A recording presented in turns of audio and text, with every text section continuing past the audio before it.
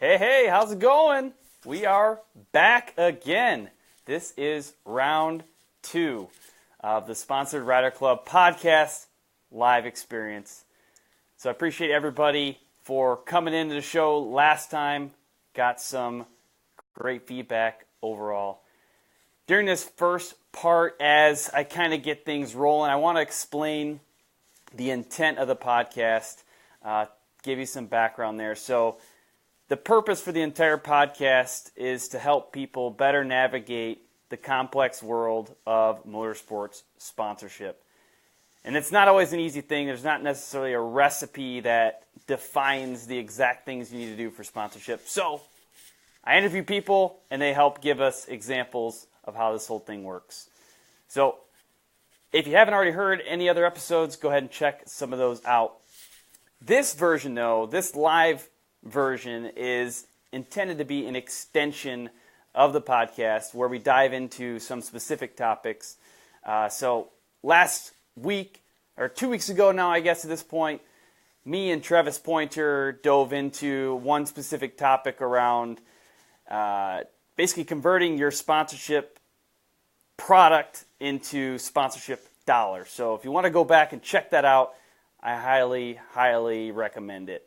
This one, though, we're taking it a little bit different route. We've got Thomas Affeldt coming on from Sledders R Us.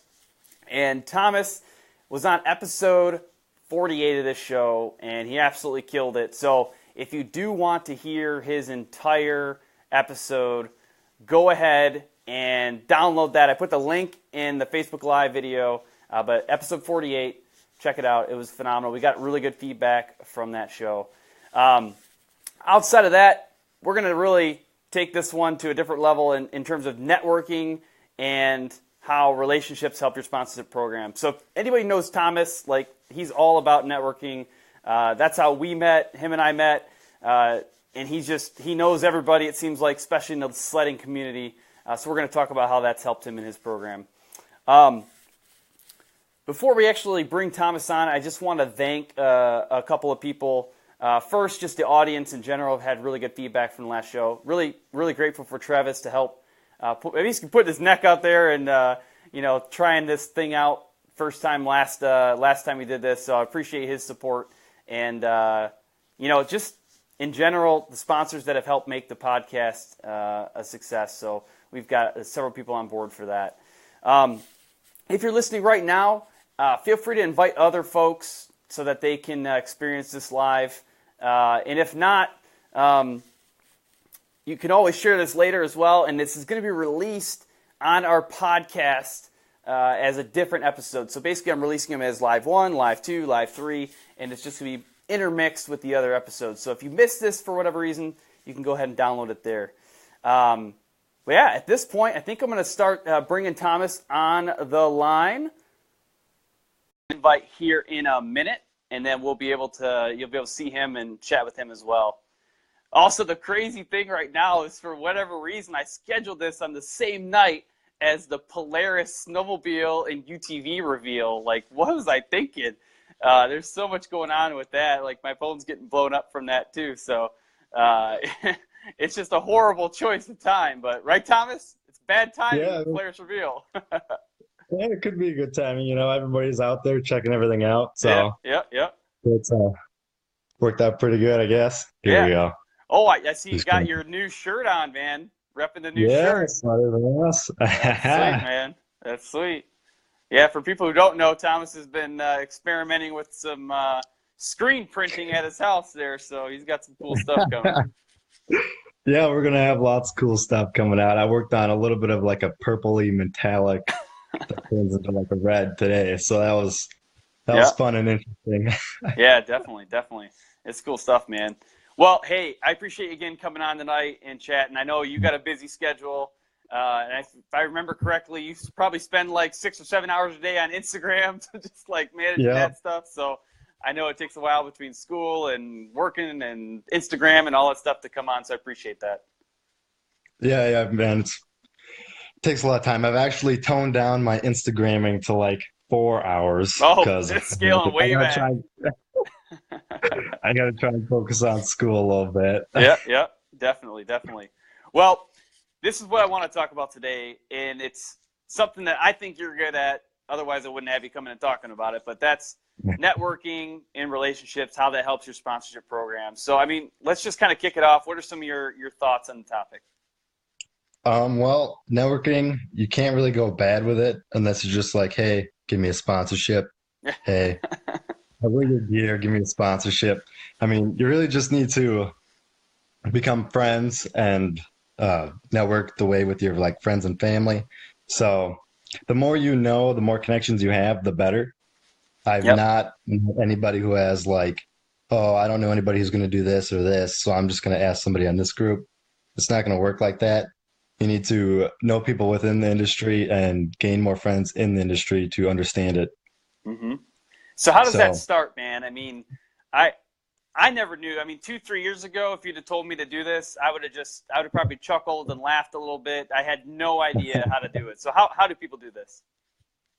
well, basically, the way I got started in it is just I just started my Instagram and then I started talking with some companies and some riders who were into the sport, and they directed me to other people to talk to get more in depth with Sledders or us. Mm-hmm. So that really helped me. So the more or the way other people can get into with the networking is just getting yourself out there. I know I mean, it's hard to like have an actual like email conversation. So if you can have like a phone call or in person, that works way better because you're actually talking and communicating with somebody.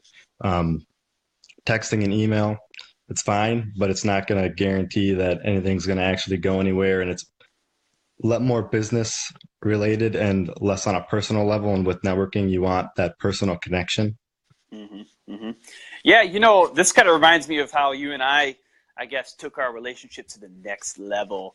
And that was like, I was messaging you about a snowmobile advice or something. You said, hey, why don't we just call real quick? And I think we did like a Facebook audio call and we Mhm. chatted for like a half hour. And then I think after that, maybe is when we decided, let's do a podcast episode. And then after that, I mean, even last night we talked for a half an hour on the phone about just random Mhm. stuff. And it does help build that relationship. Mhm. Yeah, cool.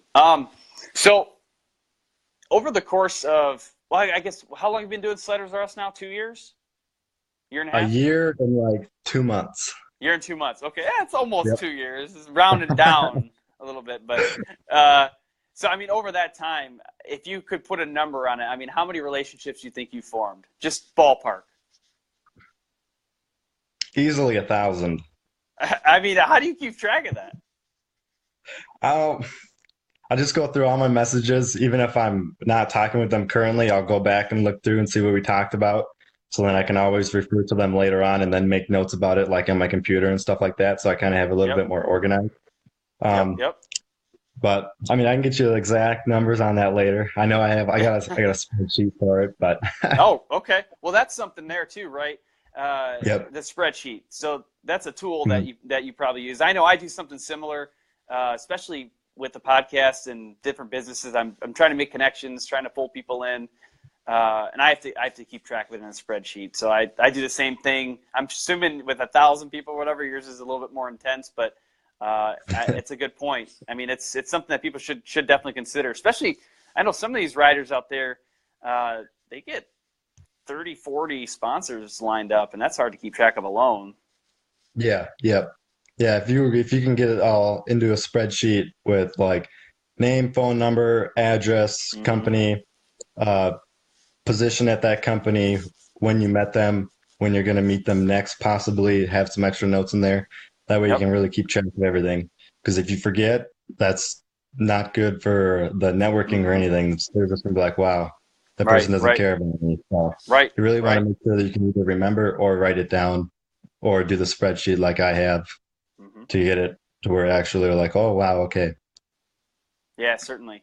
So, Mhm. actually, for people listening right now, towards the end of this show, we're actually going to do a little question and answer session. So, feel free to start shooting questions in as you're watching, and we'll answer one or two towards the end. So, and if not, if we can't get to the questions in the show here, we can always go back and answer them later. So going back though to how you manage relationships on social media, um, I've noticed that you seem to remember things about me too, and I know it's at one point we just we're just a messenger box for a period of time. And did you when you write down information on your spreadsheet? I mean, you're tracking things like, oh, hey, this person does charities, and I mean, what kind of information are you tracking on there? Basically just like a rundown of what we talked about. I don't even have you on the spreadsheet actually. That one's all just from What? memory. So I don't know if that's good or bad, but I didn't even make the spreadsheet. Oh man, I'm taking you off my spreadsheet. You're deleted. Yeah, I'm gonna do it right now. But oh man, I'm so sorry. no, I'm just kidding, man. So I think from a Instagram standpoint specifically, you do a lot with targeting different people that I know a lot of times you call it your family of riders. You target those people, target their content, and you guys have an agreement to share and promote each other. How does that work? I mean, that's a huge piece, I think, in a relationship forming stage. Well, most of the time we'll do emails and then everybody will submit like an application or I'll contact them exclusively. And then from there we'll talk, see how things are going. If I'm liking like what the vibes the person giving off, or if I enjoyed their application. Next, I'll contact them through cell so I can have a good phone call, probably 40 minutes to an hour actually per person. So that way I can really get to know them and make sure that they have good intentions and all that. That's good. That's good. Because I think this is important with any relationship you want to form. You want it to be the right relationship, because if somebody's representing you and you pick the wrong person and they say something wrong or they post inappropriate things, it could really put you in a bad spot as well. Yep. Yeah. And I've had that happen already to where I've had to. Yeah. But live and learn. Definitely. So from a business perspective, I mean, you partner with a lot of businesses too, and I know you're in constant communication with folks. Do you have a different approach for that? I don't actually. Okay. The way I communicate with my family riders is the way I communicate with my sponsors.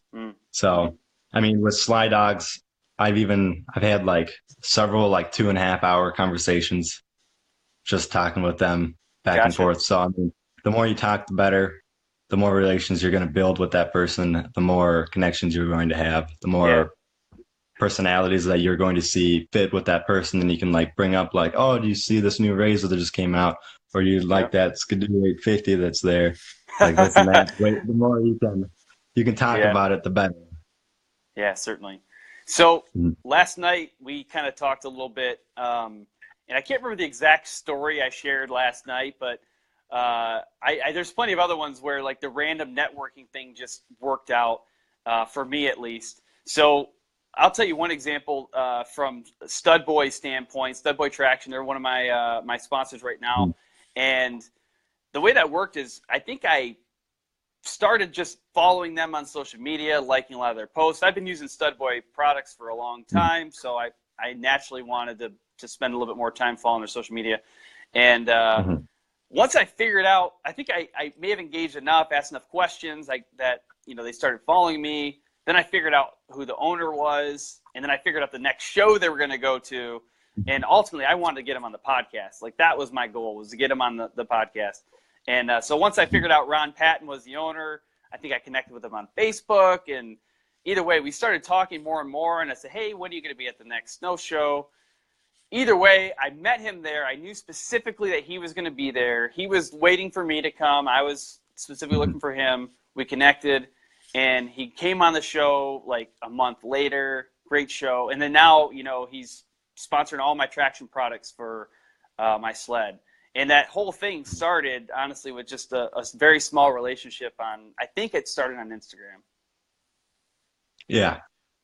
I think we also talked a little bit about, was it Shelby? I think it was Shelby. Oh, man. Give me more, man. I can't remember. Shelby from Polaris, and then you were going to start talking with. Yep. Yeah. Okay. There we go. I remember this now. Shelby Anderson. So Shelby was Mhm. on episode 20 of this podcast, and Mhm. she recently was accepted to an internship program. I think it's in the marketing department at Polaris, Mhm. which is phenomenal, right? I feel like Mhm. anybody in motorsports would be very happy to be part of Polaris marketing program. And I was talking to you, and you've got some interest in getting into some marketing yourself, and Mhm. so I was like, well, I know somebody who's doing that. You'd be interested in Polaris. And I immediately went and commented on Shelby's post, like, hey, Thomas, check this Mhm. out. And Yep. it's just a very simple thing. And who knows, maybe nothing will happen. But sometimes these things actually produce a connection, and then it creates a network, and, we go from there. Mhm. Mm. Exactly. And the way I see it is the more friends, the better. I mean, obviously you want to know them somewhat. You're not just going to like randomly add somebody on like Facebook or like LinkedIn, which is another great source for what companies use. And actually, so if you can set up a LinkedIn profile, get Yeah. a little bit of like a writer resume or like your business resume, so like what you do for work and the way you spend time to ride, the more the merrier. That way you can connect with people or companies within like divisions of like marketing. So that's my major. So I'm Yeah. going to be graduating next year. So I can find like Chad, I don't know if that's his name, at Yeah. like Bike Man for marketing or like Yeah. SPI or starting line products and stuff like that. Yeah, definitely. Yeah, if people aren't using Mhm. LinkedIn, I do highly recommend it. I've definitely connected with a couple of guests on there. You and I are connected on LinkedIn as well, Mhm. and it's pretty interesting because you can see what the people's titles are. For example, I had originally connected with BF Goodrich on Instagram, and I'd interviewed Nate Hunt from BF Goodrich at the Vegas to Reno race. And either way, I was able to figure out the social media manager's name, which is Scott Robbins. Turns out we had some conversation. We're from the same area. Like, he knows where I'm from, and it just happens to be where Matt Martelli and Josh Martelli are from, and they run the Mint 400 and Mad Media. So those little Mhm. connections, it started a story, and now I'm really this close to getting someone from BF Goodrich on the show for a full episode. And it's just kind of weird how those connections happen. Yeah, yeah, they But, can happen from yep, anywhere. So it's just yeah, you don't have to reach out so much, but you just need to maybe talk with some local friends of yours because they might even know somebody. You don't need to reach out to yeah, like the CEO of like Fastenal or Polaris or like Articat and stuff like yeah, that. yep. I just see Travis Pointer hopped on. He was on our first ever live show. So, hey, Travis, how's it going, man? Travis is probably watching some of the Polaris release right now too. I know it's a pretty big deal. Actually, so Yeah. just to pull it in, Polaris has new 850 out, a new 850 motor. Mhm. That's pretty cool. Yep. They also on their Razor, I think they're going with a 72-inch wide frame, so that's pretty Yep. cool too. But Yeah, yeah, it's very exciting. yeah. And on their new 850, they have new lightweight Hyfax, new lightweight aluminum springs that are lighter than titanium, but they're still just as efficient. Um, New thermostat, Mm. new mono housing. That's a new one. Okay, So okay. yeah, and uh, I haven't done a whole bunch of research on the Turbo S yet, but Yeah, I'll be doing that after this.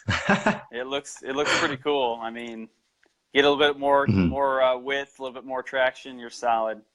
And that's Yep. cool. The RS1 just came out too, the 60-inch wide one seater. That's pretty sweet. That's pretty sweet. So, Yep.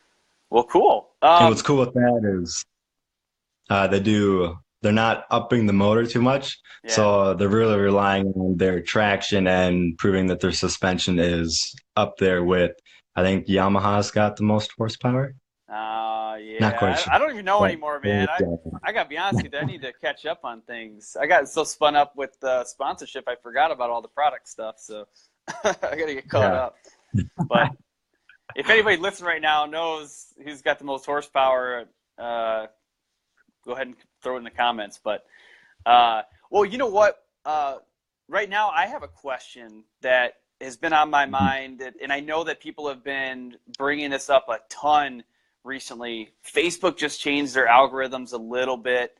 I think Instagram may have as well.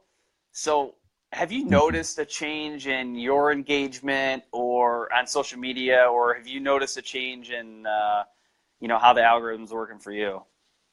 I know I don't pay attention to Facebook because I don't get Yeah. a lot of production from Facebook Yep. since it's slowly on the decline. So I'm trying to Yeah. focus. I do solely everything on Instagram. Unfortunately, Facebook is dying. Yeah. But on Instagram, on my more viral videos, like 50,000, 40,000 to the 200,000, I Hmm. see a lot more comments actually. Okay. So, I mean, they're viewing it more, but they Yeah. aren't watching the entire video. So it's not saying Okay. that I'm having that many more views. But it's really nice to see that actually I'm getting much more feedback on the videos and comments and tags to other things as well. So in Yeah. return, that's leading to much more followers and the new hashtag system to where you can like follow the hashtags for like, Hmm. so I'm following my Sledders Are Us one. So like when everybody posts a photo on Sledders Are Us using the Sledders Are Us hashtag, I can go on there and find it right away and Mm. post it up or save it for later, which is what I've been doing with a lot of content. So Perfect. it's they made it better than what it was before previously for sure. That's good, because that's one of Mhm. my concerns is a lot of people in the racing community and the riding community, they use social media to make new relationships, make new contacts. And, especially if Mhm. you're focused on Facebook right now, gosh, you might need to try different tactics. I know for me, the Yeah. live video honestly is a new tactic to reach people Hmm. on Facebook, because it does generate a priority in Facebook's algorithm. But Hmm. from Instagram too, I'm not. I have seen a slight decline in the Instagram content, but Hmm. but that could just be the types of posts that I'm doing, or maybe I need to switch my time up. But Hmm. it's definitely been a concern. I think people need to always keep an eye on that stuff, and when things are Yep. changing and shifting, you got to shift with them. Yep. Exactly. And I use like an analytics to track Yeah. how many like likes I'm getting per post at this time of the day and this time of the day, so then I can spread my post out more as well too. Yep. So that works kind of like in my original podcast. Uh, Yep. but I changed it up just a smidge, not much different, but I'm still doing pretty much the same thing. Okay. Good deal. Good deal.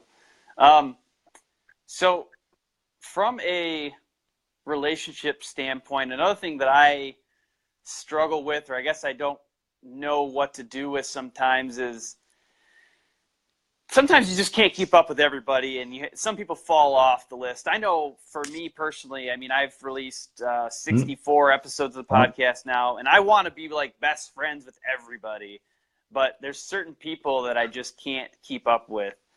So if you run into that, I mean, what are the things that you actually do to be okay with letting some people go?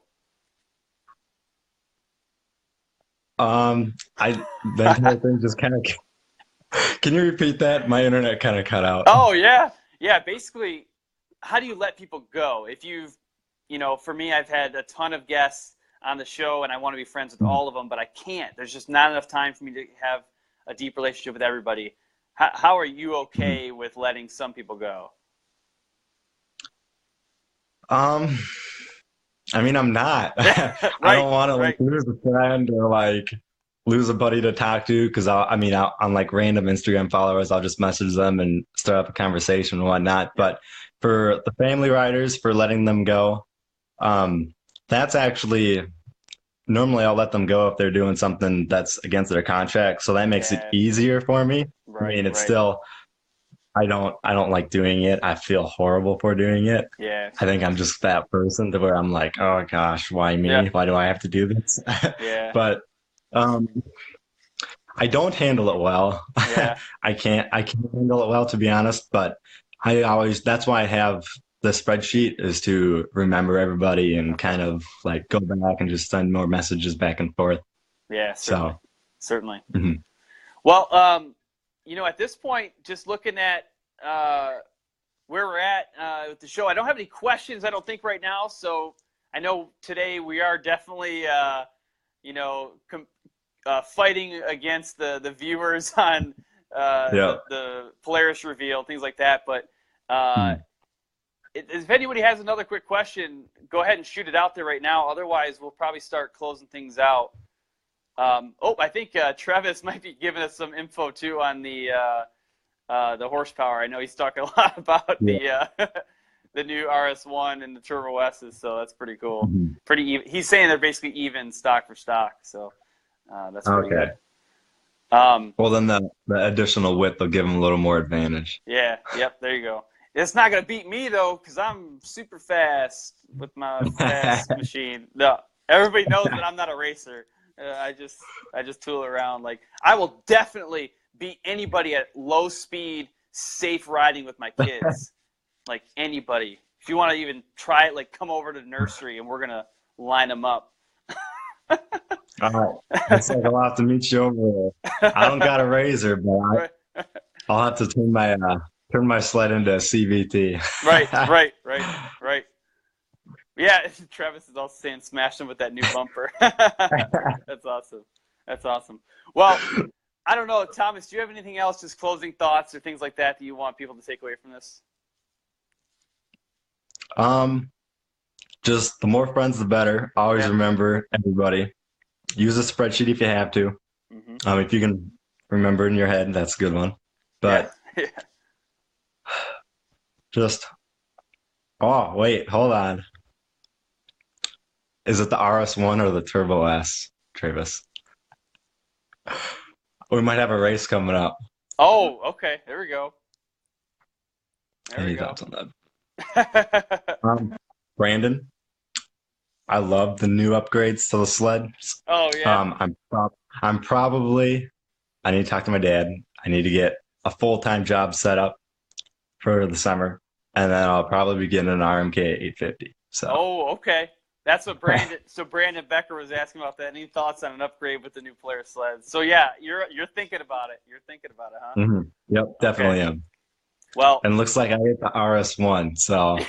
Yeah, definitely. Well, Travis has already got bumpers made up for the RS1, so you'll be set right away. Oh, perfect. Yeah. That way they can even know if I smash into you, I can just get another one too. Right. I'll tell you what, man. I've got a new sled. Well, it's a 2016, so it's new to me.